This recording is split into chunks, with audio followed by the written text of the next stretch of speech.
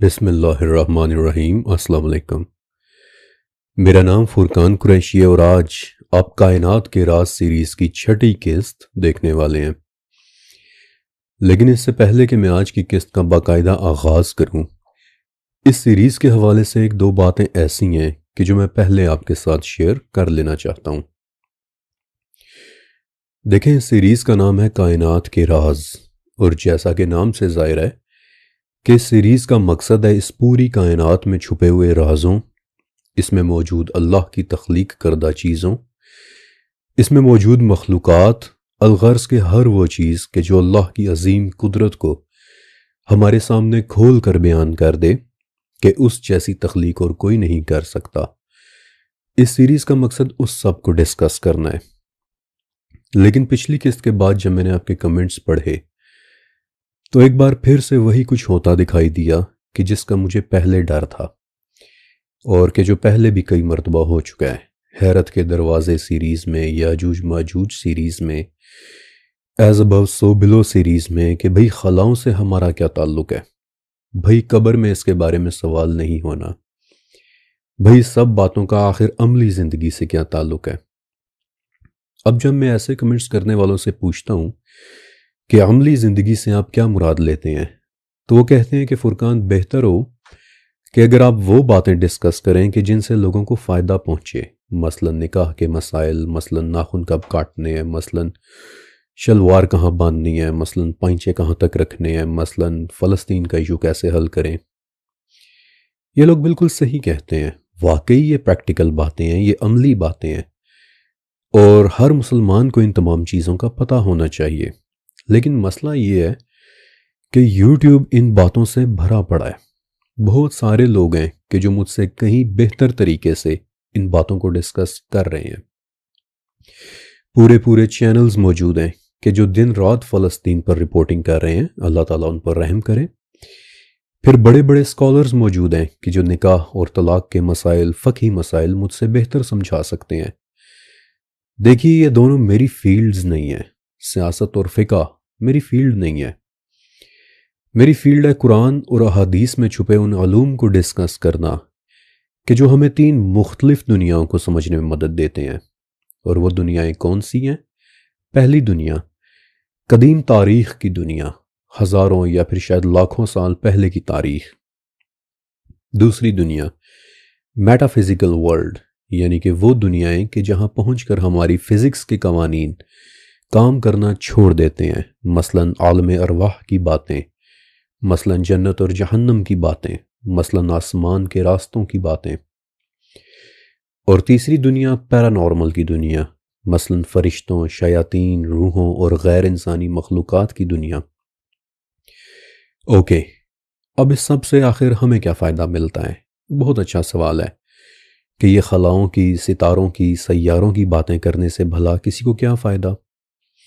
ویسے تو اس سوال کا جواب میں نے سیریز کے بالکل شروع میں ہی دے دیا تھا، لیکن آج میں آپ کو اس سوال کا جواب بالکل ہی ایک نئے انداز میں دینا چاہتا ہوں۔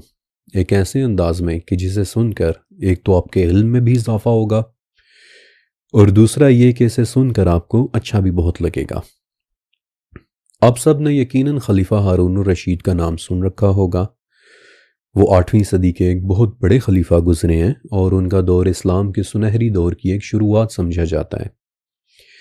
انہی کے دور میں بغداد پوری دنیا میں علم، کلچر اور تجارت کا ایک سینٹر بن گیا تھا۔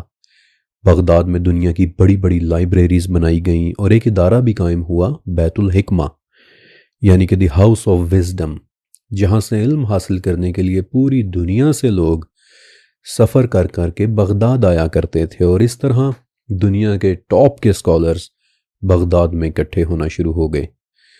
اور ان اسکالرز میں سے ایک بہت بڑے اسکالر کا نام تھا ابو سعید السمعی۔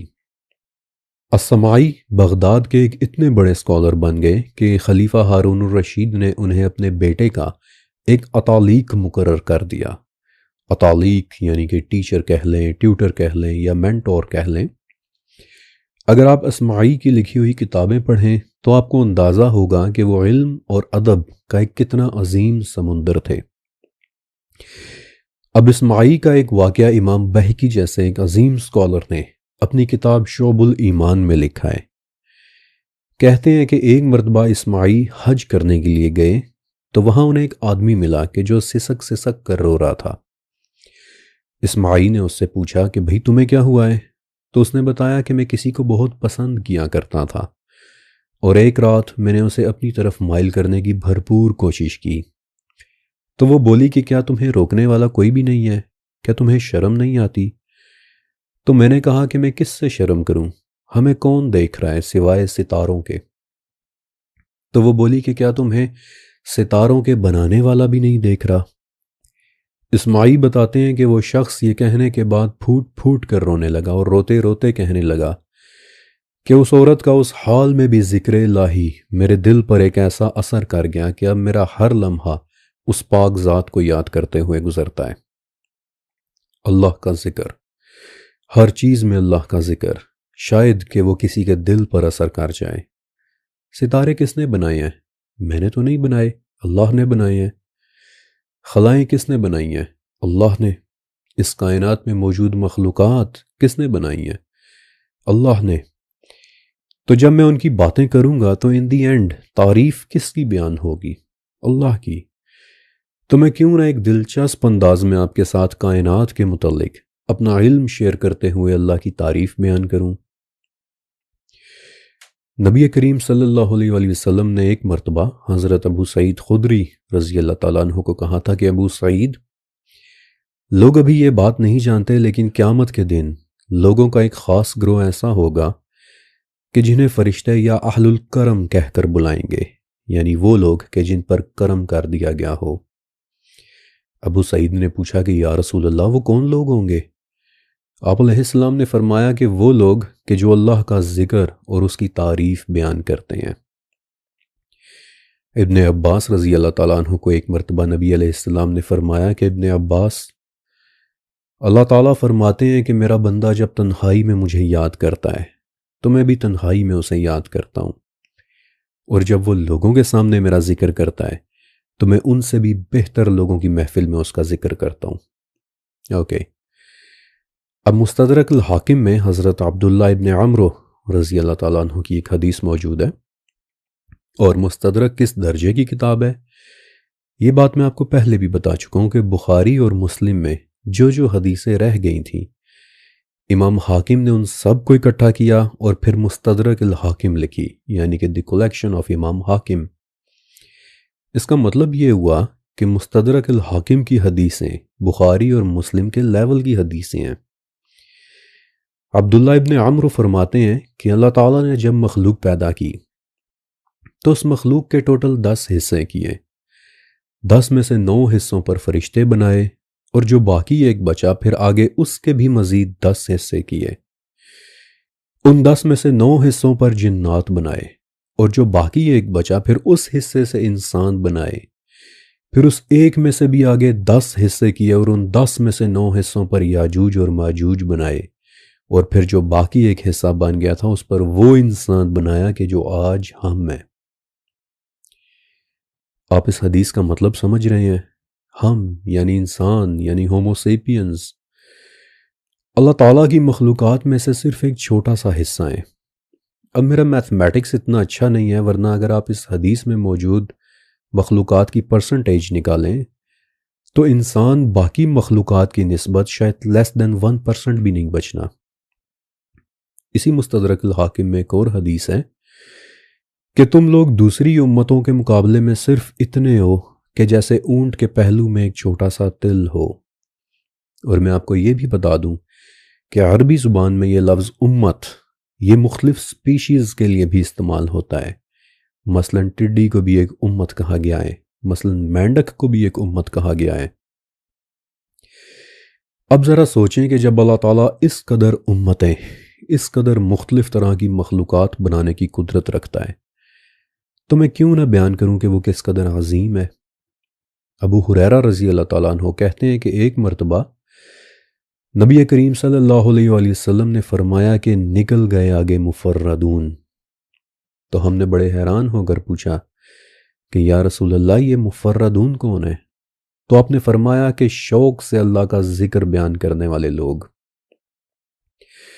ابو الجوزا ایک مشہور تابعی اور حدیث کے راوی تھے۔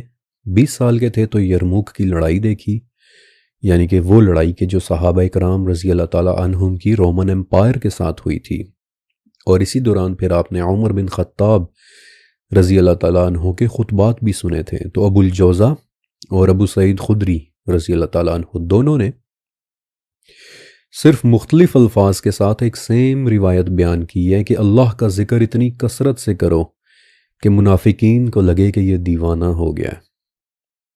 تو مائی ڈیئر فیملی، اللہ کی مخلوقات کا، اس کی تخلیقات کا، اس کے کائنات کا ذکر بیان کرنا مجھے بہت پسند ہے۔ صرف ہماری اس دنیا میں ہی 87 لاکھ قسم کی مخلوقات موجود ہیں، باقی کائنات کو تو میں کیا ہی بتاؤں۔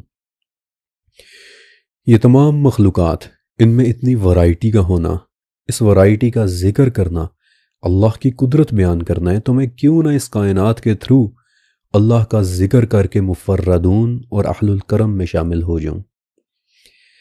دیکھیے فرقان قریشی بلاگز میں آگے کیا ہوگا آئی ڈونٹ نو، لیکن نکاح کے مسائل، شلوار کہاں باندھنی ہے، پائنچے کدھر رکھنے ہیں، میرے منہ سے آپ یہ ٹاپکس شاید کبھی ڈسکس ہوتے نہ سنیں، کیونکہ یہ میری فیلڈ نہیں ہے، میری فقہ کی فیلڈ نہیں ہے۔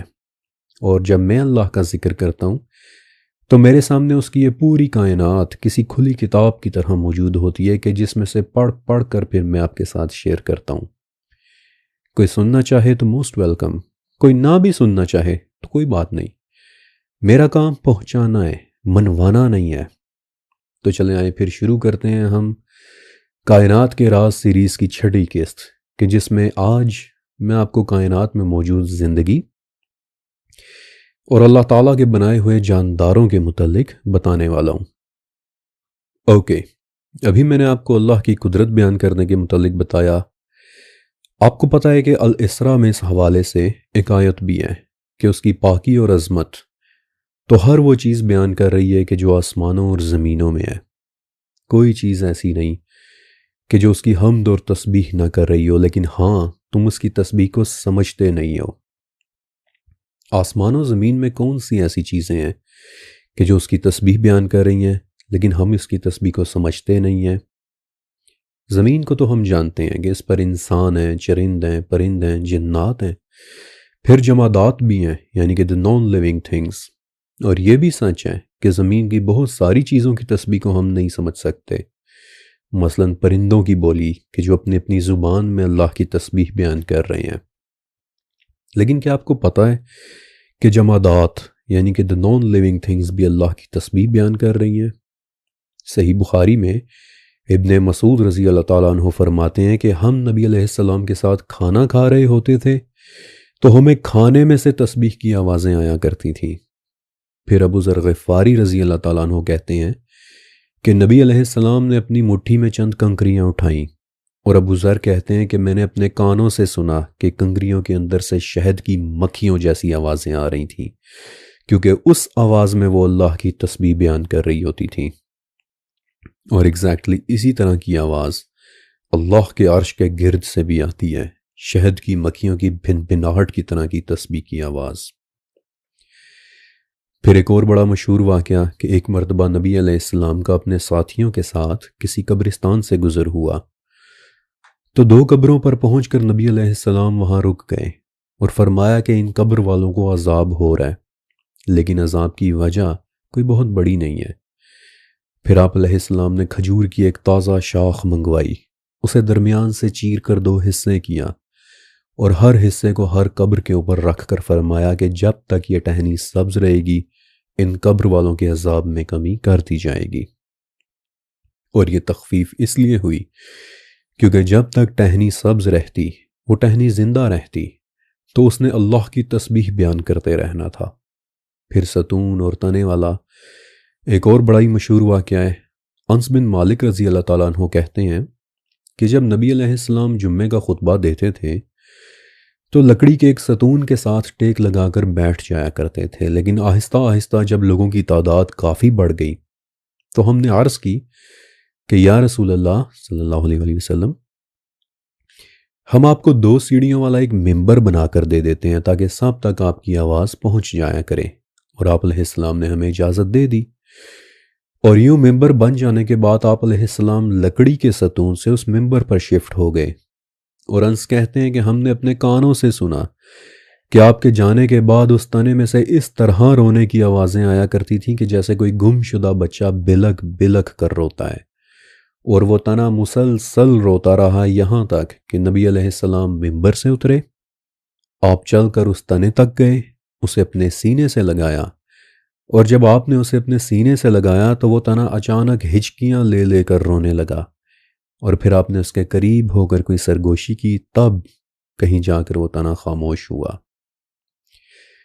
پھر ایسا ہی ایک اور واقعہ جہاں نبی علیہ السلام نے اپنے صحابہ کو بتایا کہ میں مکہ کے اس پتھر کو پہچانتا ہوں کہ جس میں سے مجھے سلام کرنے کی آوازیں آیا کرتی تھیں۔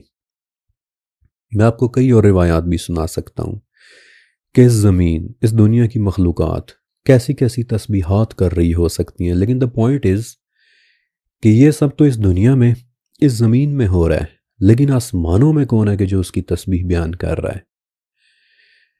اس سوال کے اگینسٹ جو سب سے پہلا جواب ہمارے ذہن میں آتا ہے وہ ہے فرشتے، اور فار دا لارجر پارٹ یہ جواب ہے بھی صحیح۔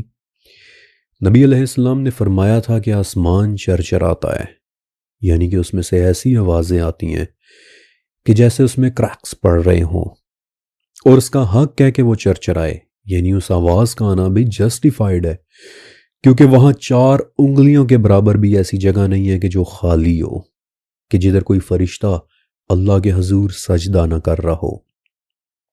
آسمان فرشتوں سے بھرا پڑا ہے، اور اللہ جانے کہ یہ ان کا ویٹ ہے یا ان کا سائز ہے کہ جو آسمانوں پر اس قدر وزن ڈال رہا ہے کہ قرآن پاک میں آتا ہے کہ قریب ہے کہ آسمان پھٹ پڑیں، اور تمام فرشتے اپنے رب کی پاکی کے ساتھ تعریف بیان کر رہے ہیں۔ اس کانٹیکسٹ میں وہ حدیث بڑے اچھے سے سمجھ آ جاتی ہے کہ جو بھی میں نے آپ کو سنائی بھی تھی کہ 10 میں سے 9 قسم کے فرشتے صرف تسبیح بیان کرنے پر مامور ہیں، جبکہ انسانوں کے ساتھ انٹریکشن فرشتوں کا صرف ایک حصہ کرتا ہے۔ تو پھر فرشتوں کے علاوہ اور کون ہو سکتے ہیں کہ جو آسمان میں اللہ کی تعریف بیان کر رہے ہیں؟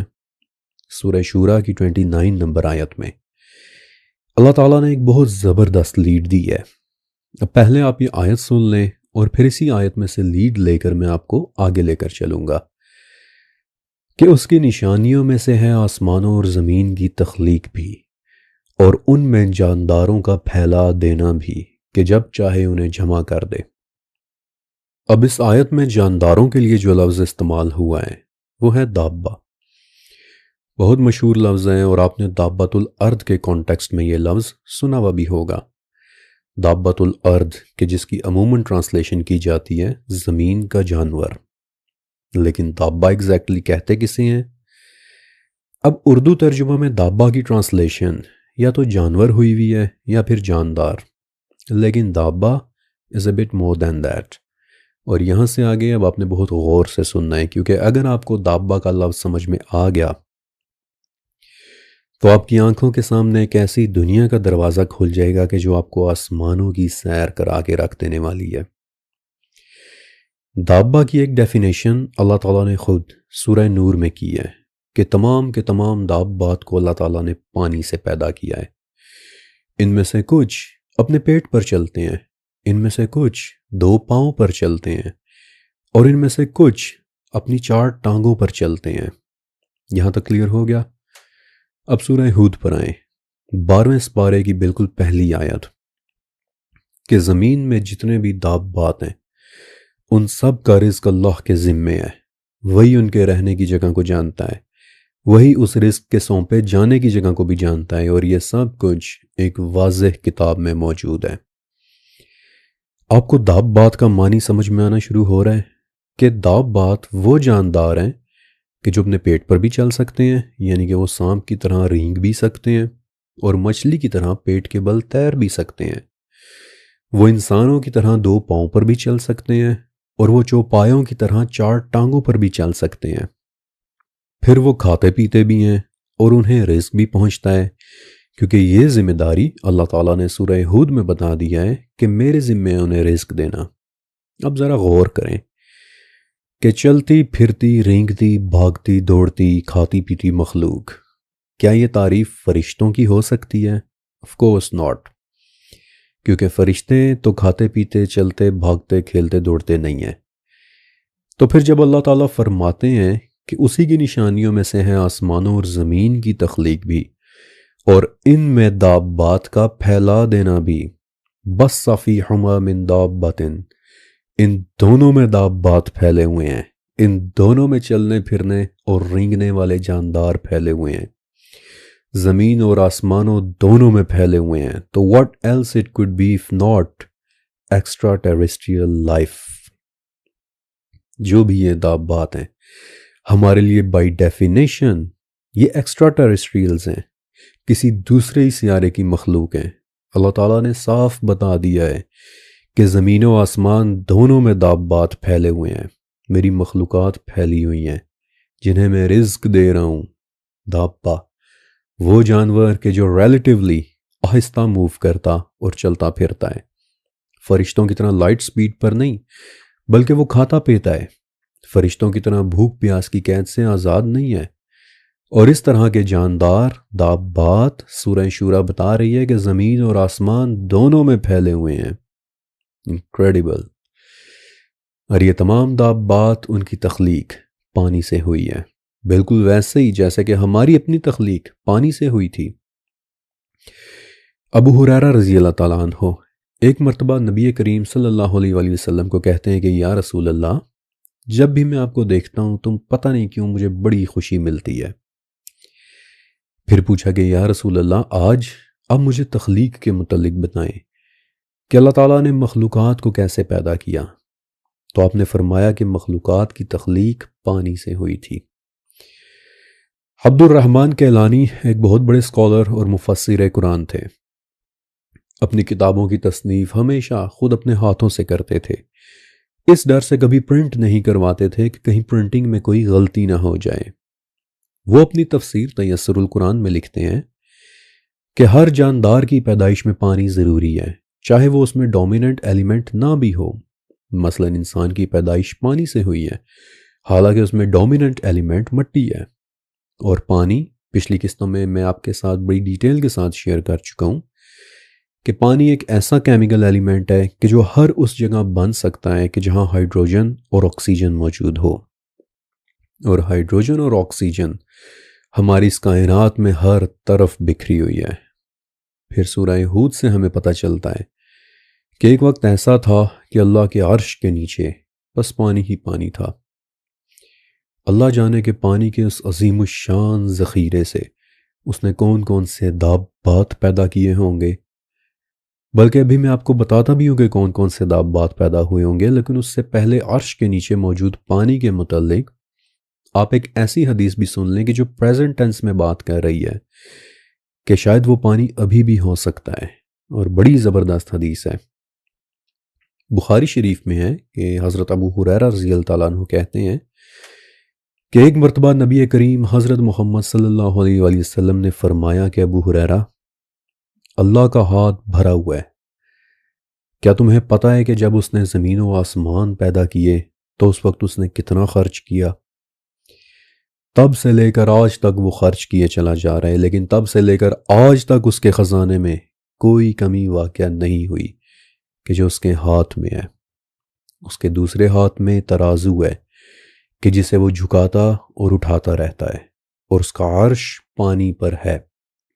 عرشہ علی الماء، اس کا عرش پانی پر ہے۔ یہ حدیث پریزنٹ ٹینس میں بات کرتی ہے۔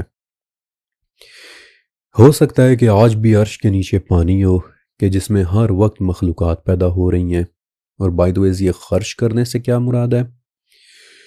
میں آپ کو صرف ایک مثال دوں گا، صرف ایک مثال۔ آپ کو پتہ ہے کہ ہمیں سورج سے روشنی کیسے مل رہی ہے؟ کیونکہ ہر سیکنڈ سورج کے اندر ہر سیکنڈ 600 ملین ٹن ہائیڈروجن ہر سیکنڈ جل جاتی ہے، جس کی وجہ سے سورج بھڑک اٹھتا ہے، جل اٹھتا ہے، اور پھر اس کے جلنے کی روشنی ہم تک زمین کی طرف آ کر پہنچتی ہے۔ ہر سیکنڈ 600 ملین ٹن ہائیڈروجن کا خرچ ہو جانا، اور یہ سورج پچھلے 4 ارب سال سے ہر سیکنڈ 600 ملین ٹن ہائیڈروجن جلا کر دہک رہا ہے۔ لیکن اس سے اللہ کے خزانے میں ہائیڈروجن کی کوئی کمی واقع نہیں ہوتی۔ وہ آج بھی اس کائنات میں سب سے زیادہ ہے۔ اور یہ سورج تو کچھ بھی نہیں ہے۔ اس کائنات میں ایسے ایسے سورج موجود ہیں جن کے سامنے ہمارا اپنا سورج ایسے لگے کہ جیسے ایک عظیم صحرا میں موجود ریت کا ایک معمولی سا ذرہ ہو۔ اسکوٹی اس وقت ہمارے علم کے مطابق ملکی وے میں موجود سب سے بڑا سورج ہے، ملکی وے میں، کائنات میں نہیں، اور کہ جو ہمارے اپنے سورج سے بھی تقریباً 2500 گنا زیادہ بڑا ہے۔ یہ پچھلے اربوں سال سے جل رہا ہے، اور میں نے کہا کہ ہمارے علم کے مطابق، یعنی اس انفارمیشن کے مطابق کہ جو ہمیں پتہ ہے، ورنہ اسکوٹی سے بھی بڑے بڑے پتہ نہیں اور کتنے سورج ہوں گے کہ جن کے متعلق ہمیں کچھ پتہ نہیں، اور یہ سب پچھلے 14 ارب سال سے جل رہے ہیں۔ 14 ارب سال سے ہائیڈروجن کنزیوم کر رہے ہیں، اور یہ وہ خرچ ہے کہ جو اللہ کے ہاتھ میں ہے، اور آج تک اس خرچ میں کوئی کمی واقع نہیں ہوئی۔ اوکے، اب آسمانوں میں پھیلے ہوئے یہ دابات کون سے ہیں؟ اس سوال کے ساتھ شروع ہوتا ہے آج کی قسط کا شاید سب سے انٹرسٹنگ حصہ۔ ایک بہت مشہور واقعہ ہے، اور آئی ایم شور کہ اس کا کچھ نہ کچھ حصہ کبھی نہ کبھی آپ نے بھی ضرور سنا ہوگا، لیکن آج سے پہلے یہ مکمل واقعہ کسی آتھینٹک ریفرنس کے ساتھ شاید ہی آپ کو کبھی کسی نے سنایا ہو۔ یہ واقعہ 12ویں صدی کے ایک بہت بڑے اسکالر علامہ عبد الکریم کشیری نے اپنی کتاب شرح التذکیر میں بھی لکھا ہے۔ پھر اس واقعے کو 9ویں سینچری کے ایک ایجپشن اسکالر علامہ کمال الدین الدمیری نے اپنی شہرۂ آفاق کتاب حیات الحیوان الکبریٰ کے باب الحوت میں بھی لکھا ہے، اور علامہ صفوی رحمۃ اللہ علیہ نے اسے اپنی کتاب نزہۃ المجالس میں بھی لکھا ہے۔ اور یہ واقعہ یوں ہے کہ ایک مرتبہ حضرت سلیمان علیہ السلام نے دعا کی کہ اللہ میں تمام جانداروں کے لیے ایک عظیم الشان دعوت کرنا چاہتا ہوں۔ اوکے، سب سے پہلے تو ایک سوال کہ حضرت سلیمان علیہ السلام آخر ایسی ایک دعا مانگیں گے کیوں؟ کیونکہ مستدرک الحاکم میں حضرت جعفر ابن محمد رحمۃ اللہ علیہ سے مروی ایک روایت لکھی ہوئی ہے، اور جعفر ابن محمد کون تھے؟ آپ انہیں امام جعفر صادق کے نام سے بھی جانتے ہوں گے، اور یہ وہ شخص تھے کہ رسول اللہ صلی اللہ علیہ وآلہ وسلم کی حدیث تب تک نہیں بیان کرتے تھے جب تک کہ باقاعدہ وضو نہ کر لیں۔ اور 13ویں صدی کے ایک بہت بڑے فقیہ، محدث اور مصنف امام نووی رحمۃ اللہ علیہ جعفر ابن محمد کے متعلق کہتے ہیں کہ آپ کی امامت، جلالت اور سیادت ایسی تھی کہ اس پر کوئی بھی اختلاف نہیں کر سکتا۔ اور خود امام نووی کہ جو جعفر صادق کی گواہی دے رہے ہیں، خود وہ کیسے تھے؟ شیخ یاسین المراکشی کہتے ہیں کہ میں نے امام نووی کو پہلی مرتبہ تب دیکھا کہ جب وہ تقریباً 10 سال کے تھے۔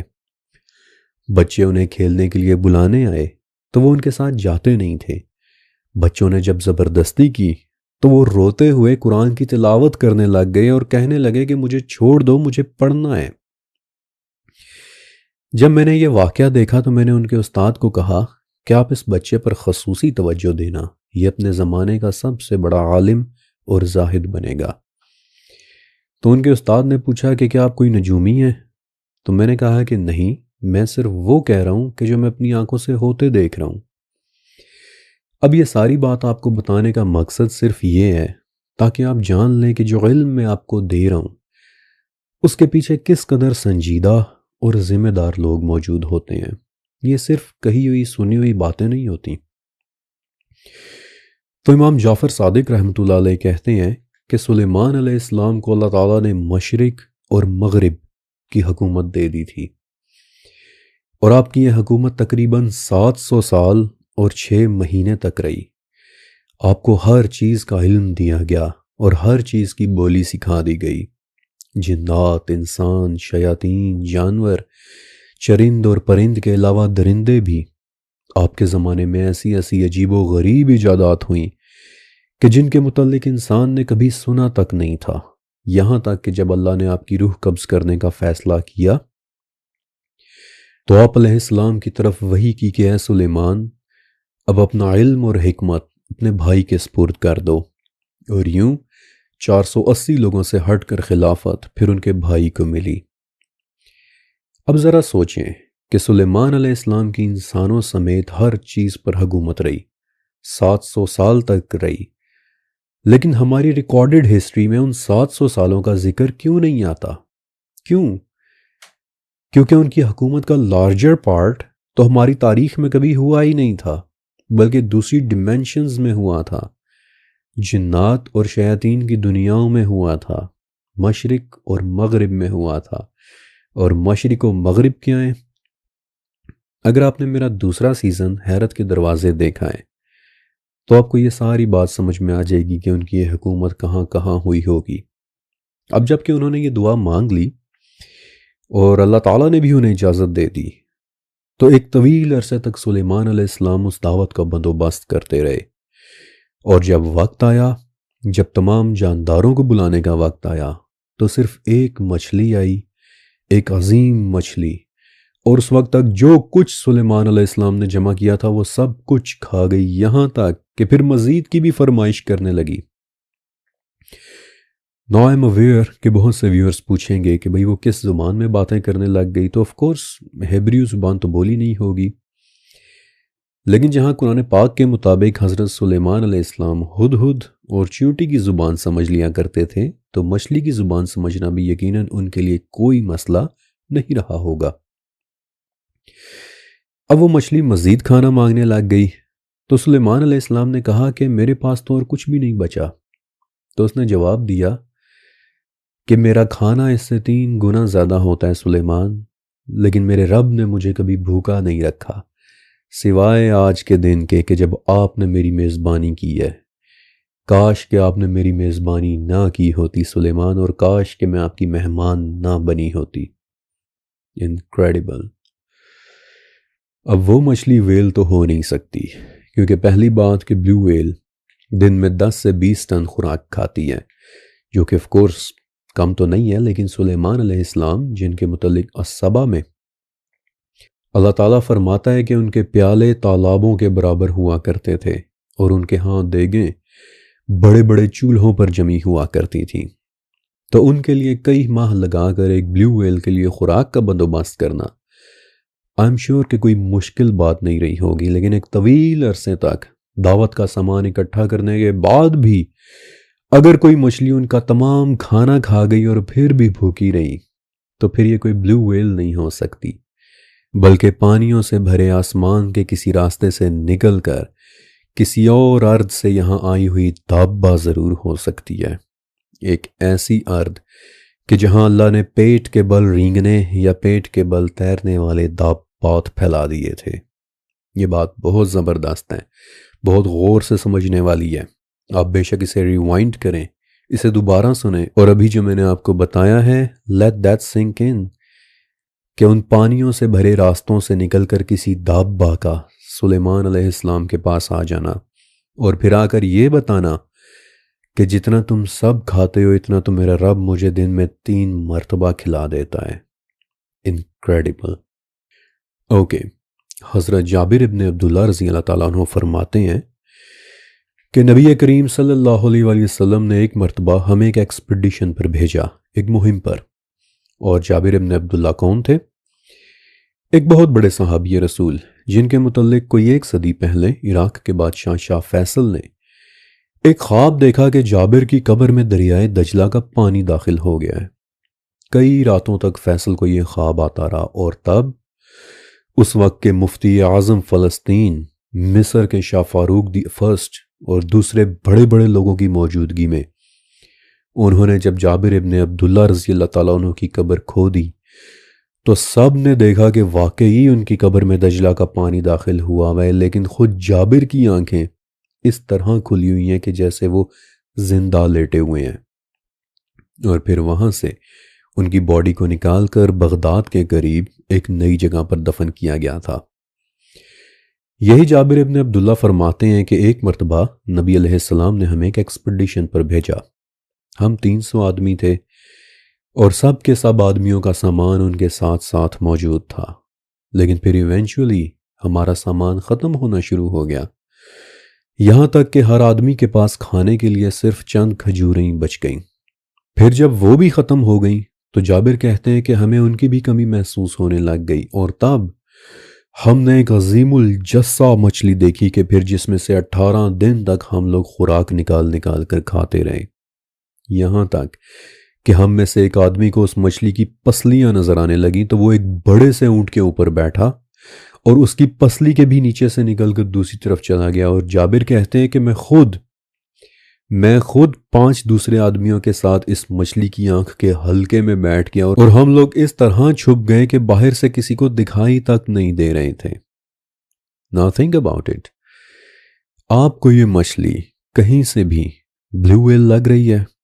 بلیو ویل کی بات میں بار بار اس لیے کر رہا ہوں کیونکہ بلیو ویل ہماری دنیا کا سب سے بڑا جاندار ہے، لیکن اس کی آنکھ بھی صرف 4.3 انچ ڈائیمیٹر کی ہوتی ہے، اس میں تو ایک چھوٹا سا بچہ بھی نہیں بیٹھ سکتا، کجا کہ 5 بڑے بڑے آدمی، 300 آدمی 18 دن تک مچھلی کھاتے رہیں، اونٹوں پر بیٹھ کر اس کی پسلیوں کے نیچے سے گزرتے رہیں، اس کی آنکھ کے حلقے میں بیٹھ کر اندر گم ہو جائیں۔ آپ کو کہیں سے بھی یہ مچھلی بلیو ویل لگ رہی ہے؟ نیور۔